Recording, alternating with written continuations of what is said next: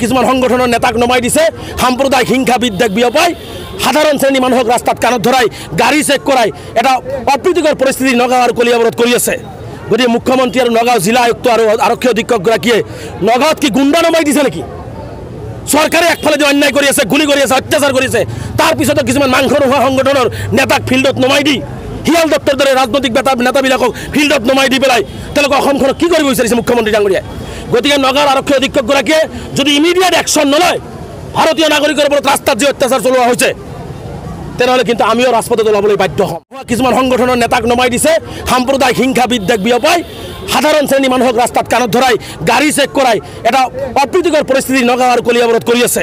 গতিকে মুখ্যমন্ত্ৰী আৰু নগাঁও জিলা আয়ুক্ত আৰু আৰক্ষী অধীক্ষকগৰাকীয়ে নগাঁৱত কি গুণ্ডা নমাই দিছে নেকি?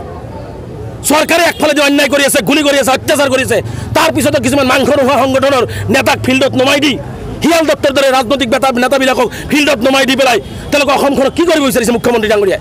গতিকে নগাঁৱৰ আৰক্ষী অধীক্ষকগৰাকীয়ে যদি ইমিডিয়েট একশ্যন নলয়, ভাৰতীয় নাগৰিকৰ ওপৰত ৰাস্তাত যে অত্যাচাৰ চলোৱা হৈছে, তেনেহ'লে কিন্তু আমিও ৰাজপথত ওলাবলৈ বাধ্য হ'ম। কিছুমান সংগঠনৰ নেতাক নমাই দিছে সাম্প্ৰদায়িক হিংসা বিদ্বেষ বিয়পাই সাধাৰণ শ্ৰেণী মানুহক ৰাস্তাত কাণত ধৰাই গাড়ী চেক কৰাই এটা অপ্ৰীতিকৰ পৰিস্থিতি নগাঁও আৰু কলিয়াবৰত কৰি আছে।